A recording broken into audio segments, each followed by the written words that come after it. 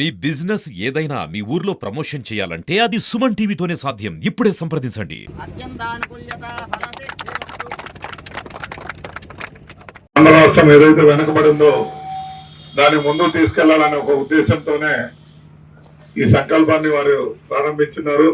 ఈ MSME parks దేనికంటే ఇక్కడ ఆఖరికి ఇప్పుడు మీరు కూర్చున్న కుర్చీలు తయారు చేసుకున్న కంపెనీ కూడా పెట్టుకోవచ్చు.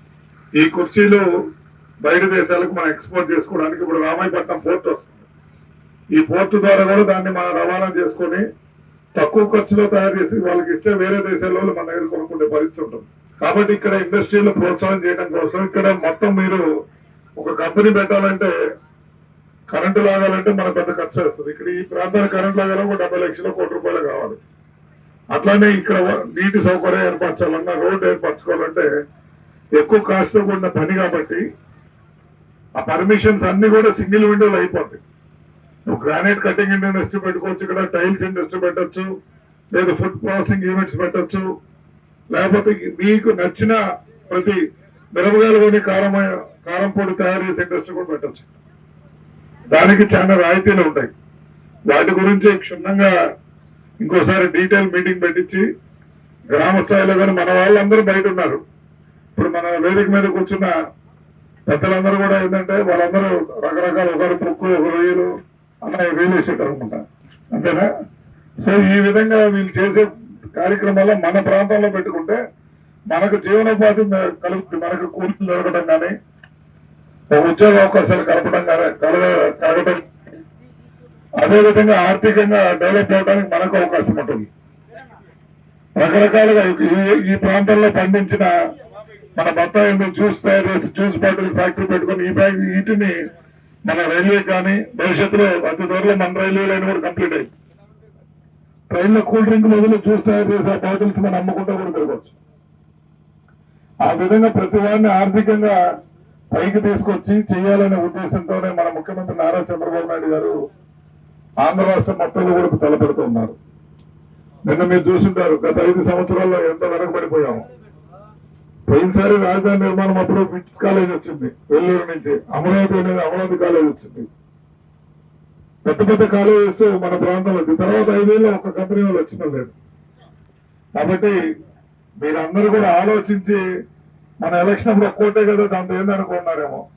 5 ఏళ్ళు మనం తప్పు వ్యక్తికి ఓటేయటం వల్ల 5 సంవత్సరాలు వెనకబడిపోయి మనం ఎంత వెనకబడిపోయో మీరు ఆలోచించండి.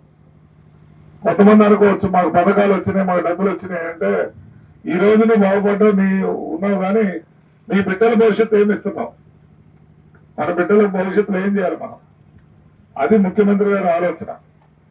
మనం ఈ రోజు పుట్టి వెళ్ళిపోవచ్చు, చనిపోవచ్చు, కానీ భావితరాలకు అవకాశం కల్పించాలనే సంకల్పంతో ఈ కార్యక్రమం పెట్టారు. కాబట్టి మన వాళ్ళు ఎవరైనా ఆలోచన ఉంటే మా దగ్గరకు వచ్చిన వెంటనే నేను సంబంధిత అధికారులకు చెప్పించి ఎటువంటి డెవలప్ అయిన వెంటనే ఇక్కడ మన పరిశ్రమ దాన్ని కూడా డెవలప్ చేయొచ్చు. ఇప్పుడు మనం వచ్చే ముందు మొదటిగా చిన్న కోర్టులో కొన్ని పెండింగ్ పడింది, దాన్ని కూడా అతి త్వరలో వైకేట్ చేపించేసి మీరు ఏ ఇండస్ట్రీ పెట్టుకోవాలన్నా ఈవెన్ కటింగ్ యూనిట్స్ భవిష్యత్తులో పామూరు కూడా రైల్వే స్టేషన్ రాబోతుంది.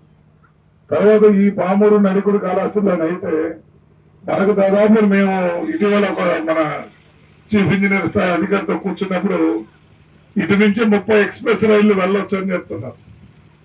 30 ఎక్స్ప్రెస్ రైళ్లు వెళ్తున్నాయంటే ఎంత మేలు జరుగుతుందో మీరు ఆలోచించండి. ఎంతమంది మన దగ్గర క్యాంటీన్లో ఫుడ్ కానీ జ్యూస్ కానీ రకరకాల దీని మీద ఉంటుంది. కాబట్టి దయచేసి అందరూ ఆలోచించండి. మనం డెవలప్ చేయడానికి శాయశక్తులు కృషి చేస్తామని.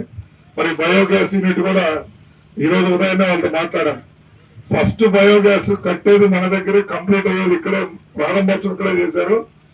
కంప్లీట్ అయిన తర్వాత ముఖ్యమంత్రి చంద్రబాబు నాయుడు గారు వచ్చి నేనే ఇక్కడ ప్రారంభోత్సవం చేస్తానని చెప్పి అది త్వరలో నిన్న చెప్పడం జరిగింది మన మీటింగ్ లో. అంటే మన ప్రాంతం మీద ఈరోజు మన ప్రాంతంలో ఉన్న పొలాల్లో కానీ నీటి సౌకర్యం లేక మిగతా ప్రాంతాల రైతులు కూడా అడుగుతున్నారు. పర్చూరు, అద్దంకి, కృష్ణా జిల్లా, మాచర్ల ఏరియాలో మా ఏరియా 2 మేము ఇస్తామంటే ముఖ్యమంత్రి గారు ఒకటే చెప్పారు, మొదటిగా కనిగిరి ప్రాంతంలో పెట్టిన తర్వాత మిగతా చోట ఆలోచించండి. అది వచ్చిన తర్వాత ఆటోమేటిక్ అన్ని దానికి సంబంధించిన అవసరాలు తగ్గట్టు కూడా మనం ఇక్కడ ఇండస్ట్రీస్ పెట్టుకోవచ్చు. కాబట్టి దయచేసి మీరందరూ ఆలోచించండి.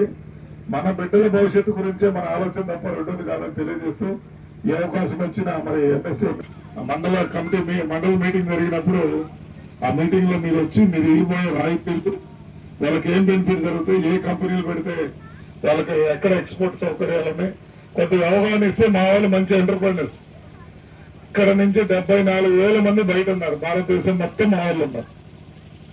నేను గుంటూరు, ఈయన హైదరాబాదు, ఈయన వైజాగ్, ఆయన హైదరాబాదు, మేమందరం ఉన్న వాళ్ళంతా కూడా బయట ఎక్కడెక్కడ సెటిల్ అయినాము. కాబట్టి ఇక్కడ ఈ ప్రాంతాల్లో ఏదైనా చేయాలని ఈ పుట్టిన గడ్డ మీద పుట్టాం కాబట్టి ప్రతి ఒక్కరికి ఆలోచన ఉంటుంది ఏదో ఒకటి చేయాలని. మీరు సహకరిస్తే తప్పకుండా ఈ పార్క్ సక్సెస్ చేద్దామని తెలియజేస్తూ సెలవు. జై హింద్, జై తెలుగుదేశం.